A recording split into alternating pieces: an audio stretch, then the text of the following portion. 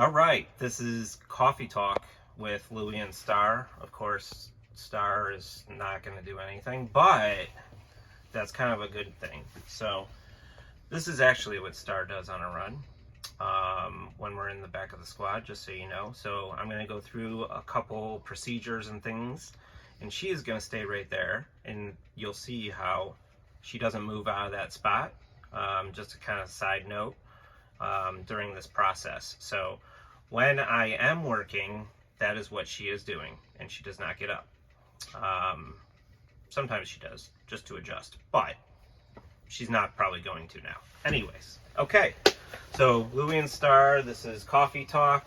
Today we are using Black Rifle Coffee Company, 300 milligrams of caffeine. So probably a little wired, but we're good. So we're gonna go over the capnography. Let me take this off first, sorry. Capnography, we're gonna use this device. This is a device that should be on every squad. It's also spo2 and CO2 levels readings. So we're gonna show you how this works exactly. Let's go ahead and turn this on first. You got to hold down the orange button. Once you hold down the orange button, you'll see that screen, green writing. Then you'll see this screen, okay? Then you'll also have on the top a blue flashing light. That's where this piece is going to go, but hang on 1 second before we get ahead of ourselves. End tidal CO2 is going to appear here. Your SPO2 is going to appear down here. Those are the most important pieces to this right now. And then we'll go through everything else. So I'm going to put that down first. First things first, we're going to show you the easy part, which most of you already know. We're going to hook up the SPO2 first. So this is your finger probe. Take this end. Again, both connections are on the top. Your SPO2 goes into this, this portion here, inserts like that, just as a normal SPO2 that you usually see. And then we're going to take the finger probe. You'll know if it's hooked up right because you'll start getting your red flashing light in there looking for the finger. And then once we put our finger on it, we should start to get a reading, which we are. So apparently I need to breathe a little bit better because I have an SPO2 of 95. That's okay. This is your waveform at the bottom. Now it's coming up, you can see, going up to 97, hopefully to 100 here in a little bit. This is your heart rate over here.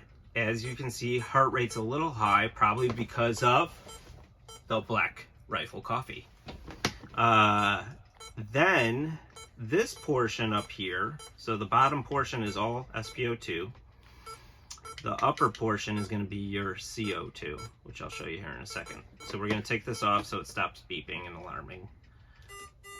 And we'll take this off because it's going to continue to beep and alarm. We're going to get to that next portion here. So the blue flashing light up here is where we're going to insert this piece, this white piece here. You can see there's two sides, smaller and bigger. The bigger side right there is where we're going to insert to that blue portion. So we're going to go ahead and take this, insert it in here. There's a couple wedges there if you couldn't see it. They're small, but you just have to measure up those wedges right, push down and twist. It's kind of difficult. It'll give you a little bit of pressure, and that's mainly so that you get the right readings. Okay, so it's supposed to do that. Once you get it in, twist it in the spot, you shouldn't be able to pull it out. So then that blue light you can see has gone solid, showing that it's in correctly. Okay, as in inserted correctly. Now I'm going to show you the nasal cannula version. So this is your nasal cannula. I'm going to show you both ends. So this looks like a normal nasal cannula that you put on a patient. However, this will not be hooked up to oxygen. It'll only give you your readings. So, and you cannot hook it to oxygen. If you have to put in another cannula to give them oxygen, then that's the way you'll have to do it. This is your connection that's going to go on to this white portion. As you can see, if you fooled around with the IV tubing, this is just like connecting to an IV catheter. So I'm going to go ahead and put this on myself at this time. This is that nasal cannula that we're going to get a reading on. Just put it on like a normal cannula.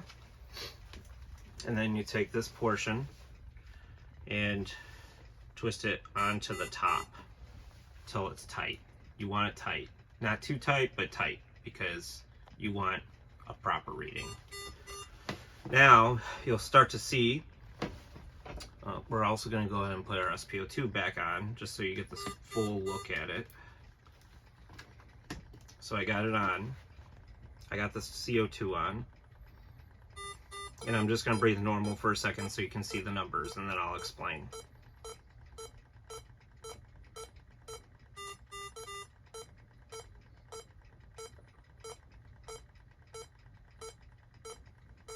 Okay, so you can see the waveform. That's how I'm breathing. It's picking up my CO2. This number up here is perfect. 40 is perfect because we want this number to be between 35 and 45. Your number here obviously was your SpO2, which we talked about, and your heart rate is over here. This on the left side of the screen, this number 15 is your respiratory rate. Okay, so that's how many times your patient is supposedly breathing. That might not always be perfect. So it's just gonna, you're really more concerned about this number, and this number. This waveform and that waveform. That's really what you're concerned about. So if you have a patient that is breathing through their mouth like this,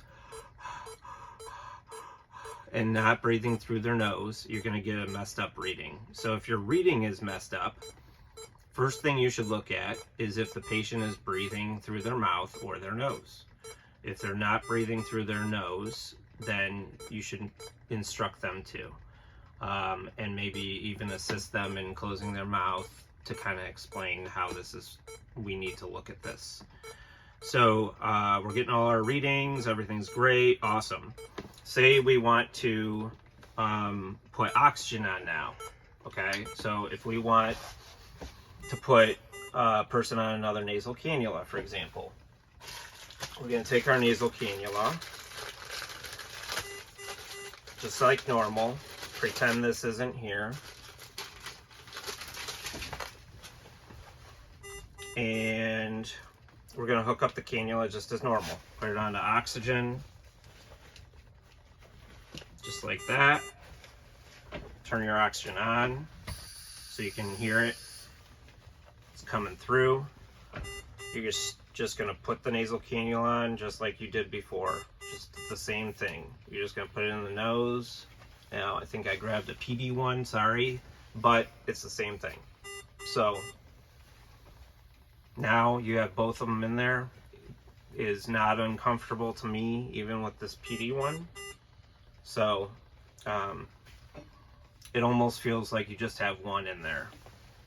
So now on here, you should see my SpO2 rise from 97, 98 to hopefully 100.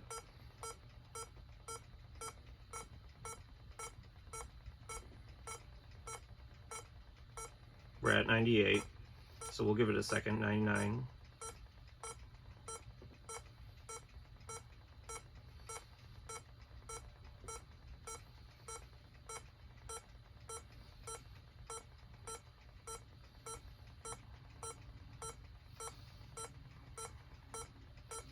Alright, I was hoping to hit 100.